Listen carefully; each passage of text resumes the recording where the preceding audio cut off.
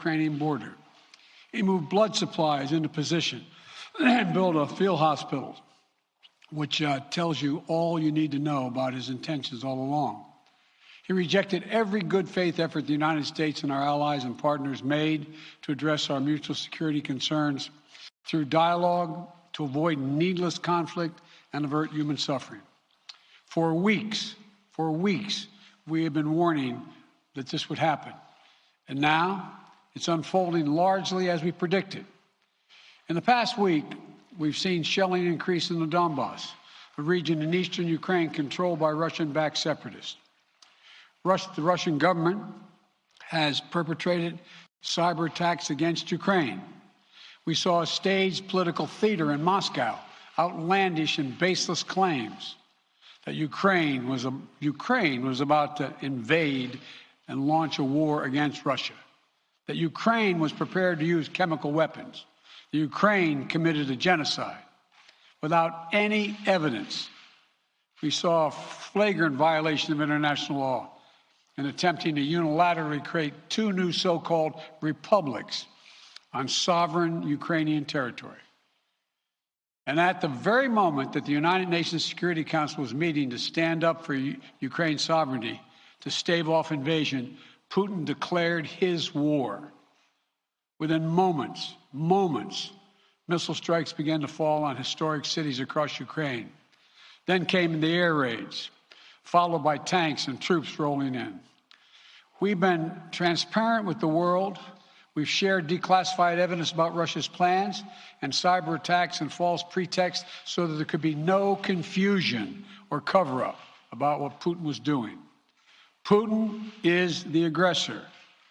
Putin chose this war, and now he and his country will bear the consequences. Today, I'm authorizing additional strong sanctions and new limitations on what can be exported to Russia. This is going to impose severe cost on the Russian economy, both immediately and over time. We have purposely designed these sanctions to maximize the long-term impact on Russia and to minimize the impact on the United States and our allies. And I want to be clear, the United States is not doing this alone. For months, we've been building a coalition of partners representing well more than half the global economy.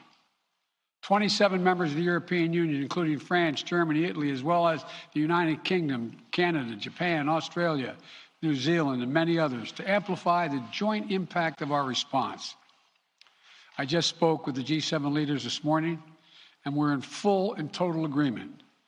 We will limit Russia's ability to do business in dollars, euros, pounds, and yen to be part of the global economy. We'll limit their ability to do that. We're going to stunt the ability to finance and grow the Russian military. We're going to impose major, and we're going to impair their ability to compete in high-tech 21st century economy. We've already seen the impact of our actions on Russia's currency and the ruble, which early today hit its weakest level ever in history. The Russia stock market plunged today. The Russian government borrowing rate spiked by over 15%. In today's actions, we've now sanctioned Russian banks that together hold around $1 trillion in assets.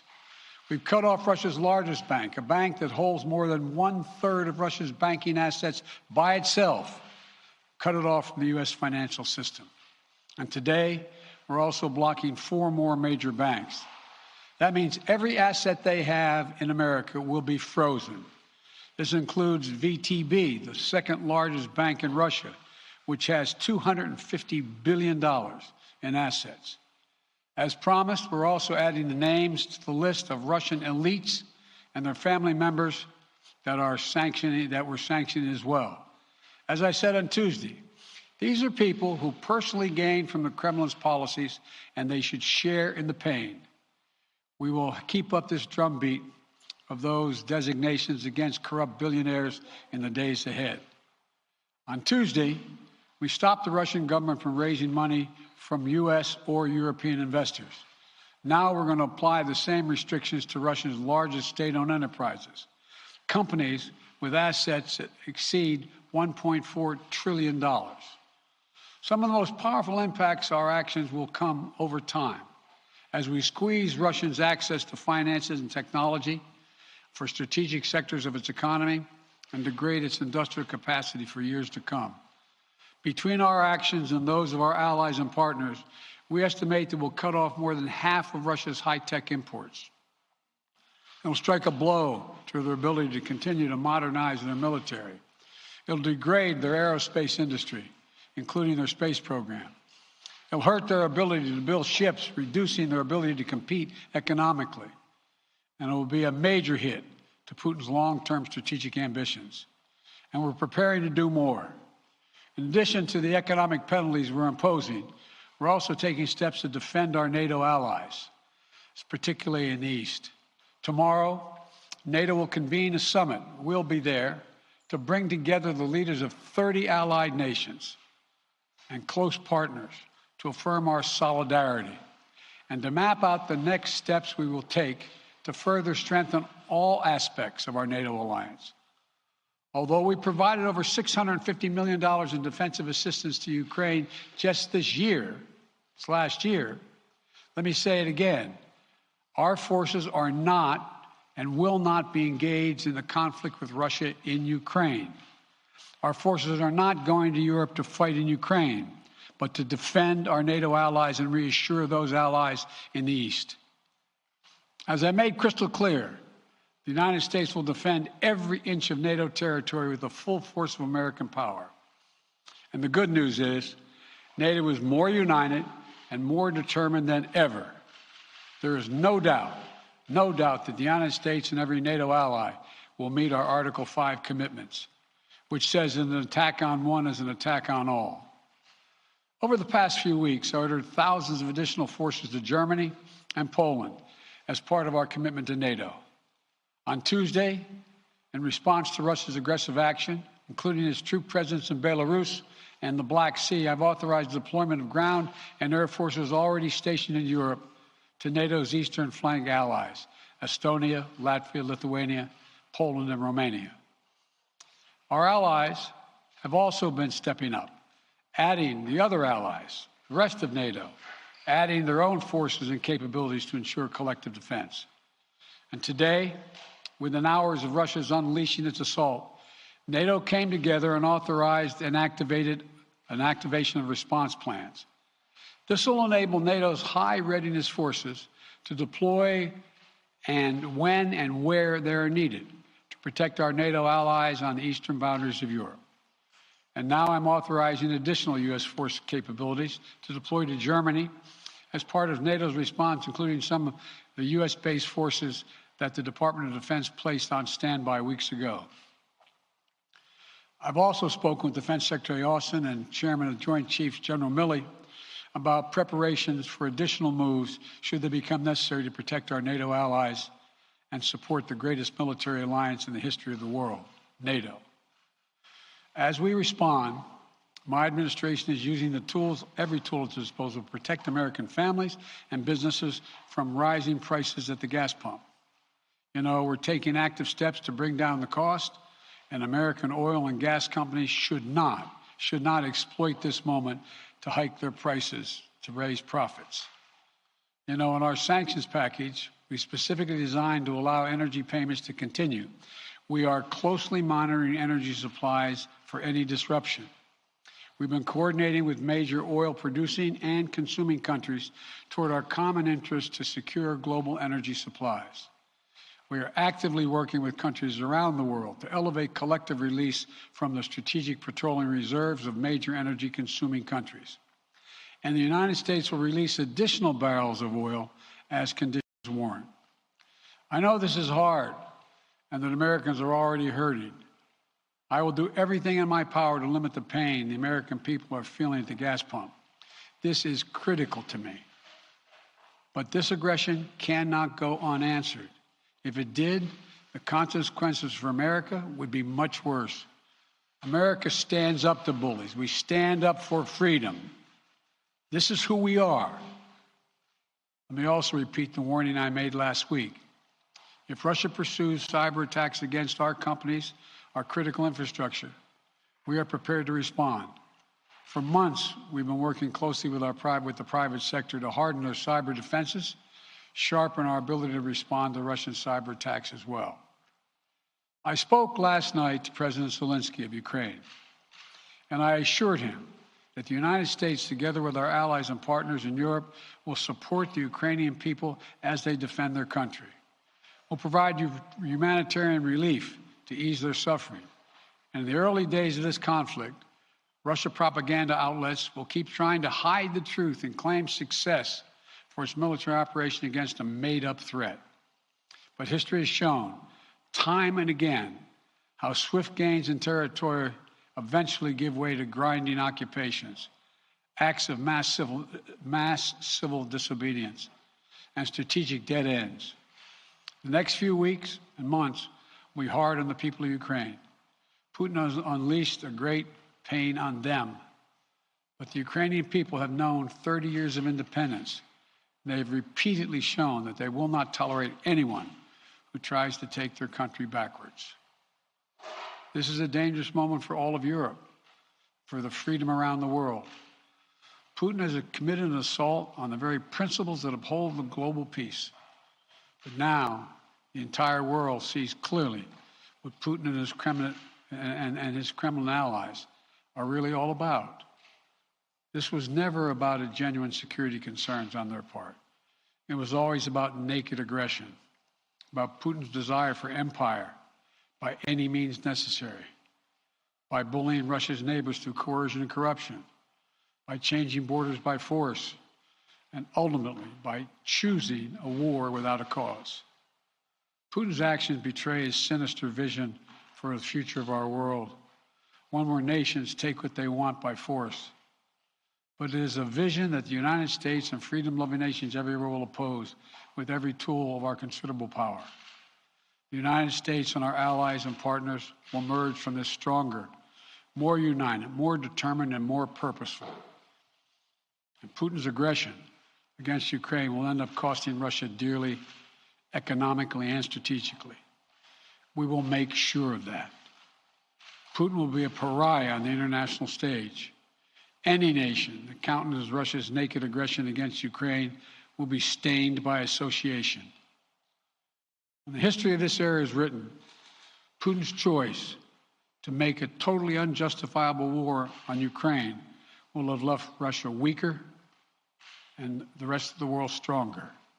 Liberty, democracy, human dignity, these are the forces far more powerful than fear and oppression. They cannot be extinguished by tyrants like Putin and his armies. They cannot be erased by from people's hearts and hopes by any amount of violence and intimidation. They endure. In the contest between democracy and autocracy, between sovereignty and subjugation, make no mistake, freedom will prevail. God bless the people of a free and democratic Ukraine, and may God protect our troops. Mr. President. Associated Press, Zeke. So do you have any plans to speak with President Putin at this point, and what interactions have you had with the Russian government? I heard the first part. Do I have any plans to speak with Putin at this point, and what? What communications have you had with the Kremlin as far as military operations in Ukraine and making sure this does not spiral into a larger conflict?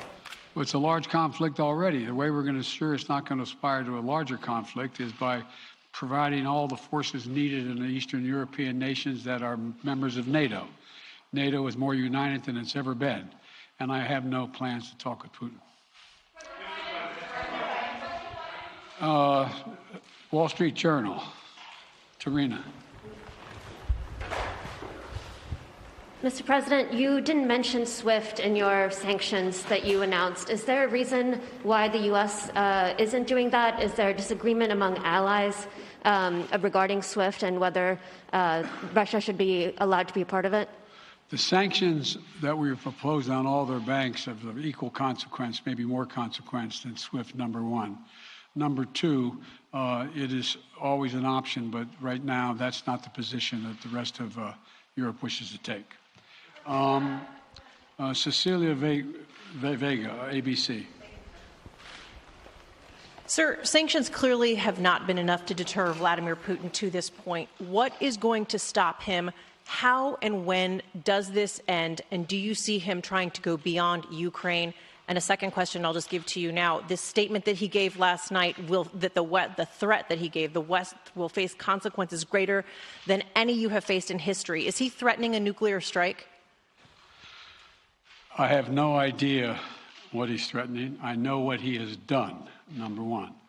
And number two, no one expected the sanctions to prevent anything from happening. It has to show, this is going to take time, and we have to show resolve so he knows what's coming. And so the people of Russia know what he's brought on them. That's what this is all about. This is going to take time. It's not going to occur. He's going to say, oh, my God, these sanctions are coming. I'm going to stand down. He's going to test the resolve of the West to see if we stay together, and we will. We will, and it will impose significant costs on him. Will he go beyond Ukraine, sir? Do you see him going beyond? Yes. Thank you.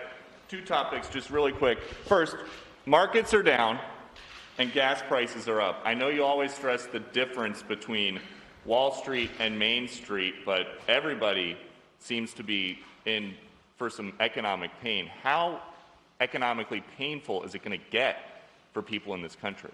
And I do have one more question. First of all, there's no doubt that when a major nuclear power attacks and invades another country, that the world is going to respond, and markets can respond all over the world. So there's no doubt about that, number one. Number two, the notion that this is going to last for a long time is highly unlikely as long as we continue to stay resolved in imposing the sanctions we're going to impose on Russia, period. What's your next question? I'm sorry.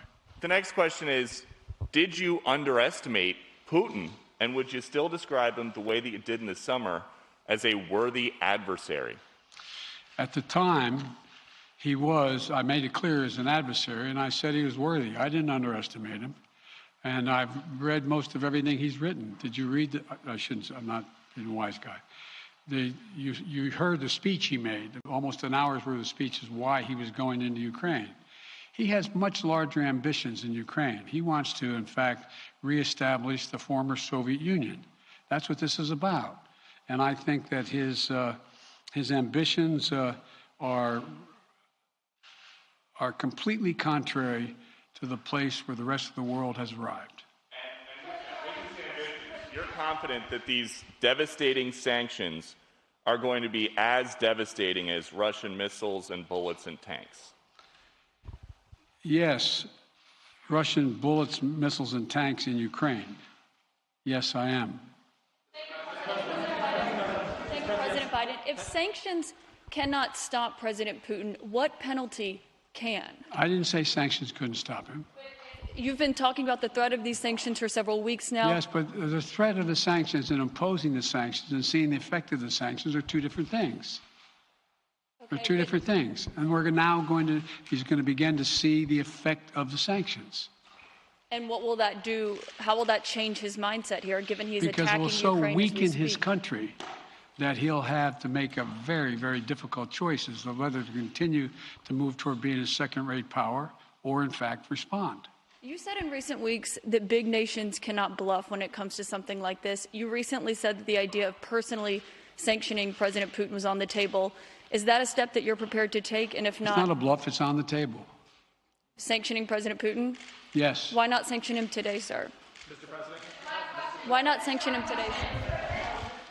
Mr. President, if I can, you detailed some severe and swift new sanctions today and said the impact it will have over time. But given the full-scale invasion, given that you're not pursuing disconnecting Russia from what's called SWIFT, the international banking system, or other sanctions at your disposal, respectfully, sir, what more are you waiting for? Specifically, with the sanctions we've imposed exceed SWIFT. The sanctions we imposed exceed anything that's ever been done. The sanctions we imposed have generated two-thirds of the world joining us. They are profound sanctions. Let's have a conversation in another month or so to see if they're working. Yes. Can I ask you about Zelensky? Sir, you spoke to Vladimir Zelensky yesterday, sir. What's the risk that we are watching the beginning of another Cold War? And is there now a complete rupture in U.S. and Russian relations? There is a complete rupture right now in U.S.-Russian relations if they continue on this path that they're on. And in terms of a Cold War, that depends. You have the vast majority of the rest of the world in total opposition to what he's doing, from Asia to South America to Europe to around the world. And so it's going to be a cold day for Russia. The idea, you don't see a whole lot of people coming to his defense. And are you, if I could follow up, sir, are you urging China to help isolate Russia? Are you urging China to help isolate Russia? I'm not prepared to comment on that at the moment.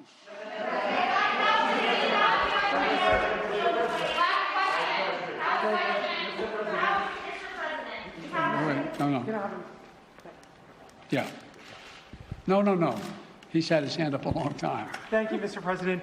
How concerned are you that Putin wants to go beyond Ukraine into other countries and the U.S. will have to get involved if he moves into NATO countries? Well, if he did move into NATO countries, he will be involved. We will be involved. The only thing that I'm convinced of is if we don't stop now, he'll be emboldened. If we don't move against him now with these significant sanctions, he will be emboldened. And look,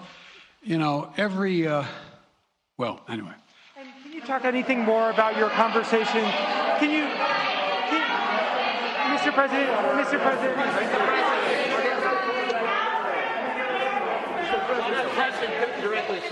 Why not sanction Putin directly today? I'm sorry, I can't hear you.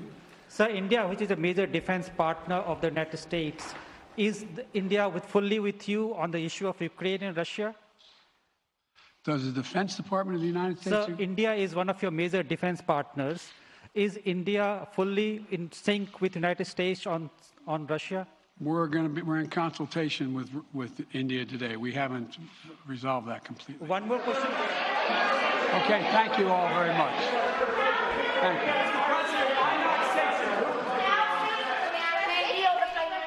You just heard live from President Biden addressing the crisis in Ukraine. The president discussed new tough sanctions on Russia.